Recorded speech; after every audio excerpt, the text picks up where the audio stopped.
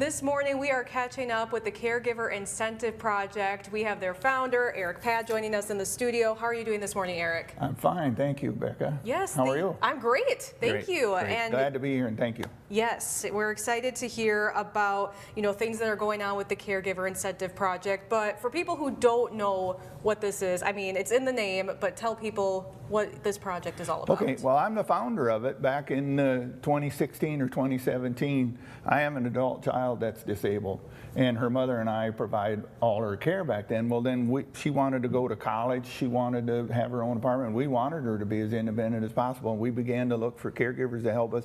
And I became very aware of how broken the system is and how shortage of caregivers to be found. And when there's a shortage, there's a high demand for them. Right now, Michigan's short 36,000 caregivers. And I thought, well, if nobody's doing something about it, I better do something about it. And so I started the Caregiver Incentive Project. Specifically, the incentive name is in there because that's what I thought. How can I find caregivers and incentivize them to become caregivers or stay as caregivers and help them be caregivers? And so that's what we did. We started a class. There was no standardized training for caregivers. You're going to be in the house caring for an adult or caring for a disabled, and there was no training. And I was shocked by that. I could not believe that there was no training. They just, here's the address, go there and care for that person. Wow, that just sickened me. And so that's how I started it. And we started out by creating a class, and we still have those classes, and we do them for free. And then we applied for a grant at, it's called Impart Alliance, and they're part of MSU. And they're actually trying to do the same thing that we're doing. They're trying to end it. And they're right there in Lansing, so they can work with the legislative people and everything. And we asked part of that grant for what we call a success fund. And that's what we're here to talk about today. This is our latest thing. We launched a soft launch a little bit ago, and what it is, it's a fund of money that we asked for, and we are giving this money or applying this money to caregivers. So either you want to be a caregiver, we want to try and help you become a caregiver. What's the barrier that keeps you from becoming one or being one? You have a car that doesn't reliably start in the morning. Maybe we can help with paying for a battery and an alternator, something like that. Maybe you don't have good snow tires, but all kinds of things that keep people from becoming caregivers or staying a caregiver.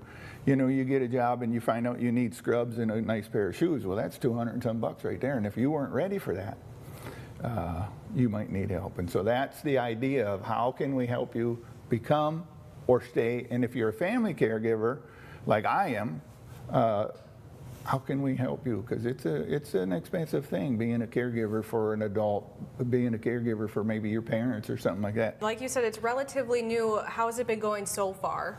It's been very well received. We get applications every week.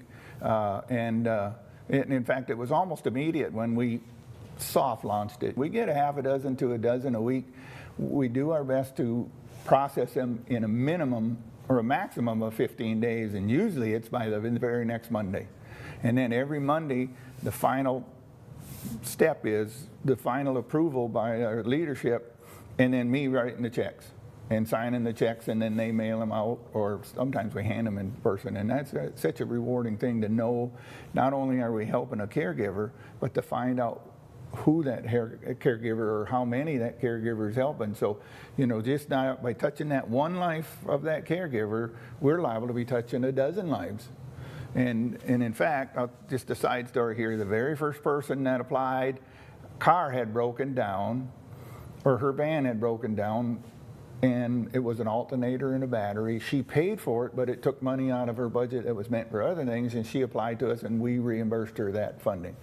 And it turned out that not only is she a caregiver in people's homes, she also delivers Meals on Wheels, and she's a volunteer at a hospice place. Wow, yeah. So how many lives did this one individual touch that we helped? And that is so rewarding for us that we made such a difference. It's making an impact for people in the UP, but the hope is to expand into the whole state, correct? Absolutely. So the idea was we developed it up here and we wrote policies and procedures. We've now tested it out, how it works, and we got data of how many people applied and how many people approved. And I got to tell you, we lean towards wanting to approve them all. I mean, we just lean towards that, you know. Either that or convince me why we shouldn't give you the funding. But if you've got serious things that you have done or money you have paid, you could, so we're testing it here in the UP. Anybody across the UP, if you care for somebody in the UP, you can apply. You know, even if you come up out of Wisconsin to care for a UPer, if you're a student at NMU and you care for a UPer, you can apply for this funding. And it's easy to apply for. You go to our website, caregiverincentiveproject.org, and you go to caregiving, and there's a little jot form, I think it's called. You can fill it out right there and send it in, and the young lady that gets it sees them the day you send them, and it just sends it right through. If you want to hand fill it out, you can print it, and you can hand fill it out and mail it to us. And that's how you get in there, and just be open and honest with you. If you have a receipt, send us that receipt that you paid for that car repair already, or you paid for that set of scrubs or whatever, and you would like reimbursement for it. Just tell us why and what, and give us a copy of that receipt. Or if you have a quote for car repair or for new tires or something, give us that quote and say you'd like funding. You don't even have enough cash to go buy them, and you know, snow is coming. Tell us all that, and by golly, we're going to do our best to try and help you. And if we can't, if our fund isn't built big enough to give you all the funding, we'll certainly default to give you some of the funding, you know. So if you, $600 for 4 brand new tires, I don't know if that's even realistic, and we maybe only have $300 to give, we'll at least do our best to help you. Right, yeah. If we can't cover the whole cost, at least we'll cover part of it. And then we also have things like gate belts and all kinds of things that we like to give to people when they come to our training, and that to help stock them up on things they're going to need to do their job. So it's not just this thing. There's other things we should be able to, or could, and other resources, other people that we know that maybe we can help you out. For sure, it's definitely a much needed, you know, project that you guys have made here in the UP, and really appreciate it. Yeah. Well, I would, if I could now, I just thought of something yeah, else of course. I want to add. Yeah, go ahead. So I would say that if you live this already, if your parents are aging out, if you have a child like mine that's an adult and disabled, whatever card you were dealt, you're playing it the best you can.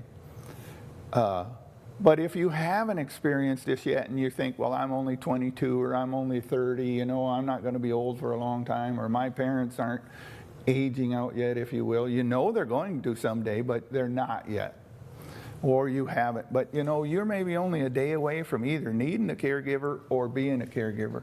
A slip and fall on the ice and bang a head, somebody might need a caregiver tomorrow, and it might be your loved one. Or a child born, or a car wreck, or a stroke, anything like that could make you need a caregiver. Thank you so much, Eric. We really appreciate it. Well, thanks for having us on and helping us spread the word.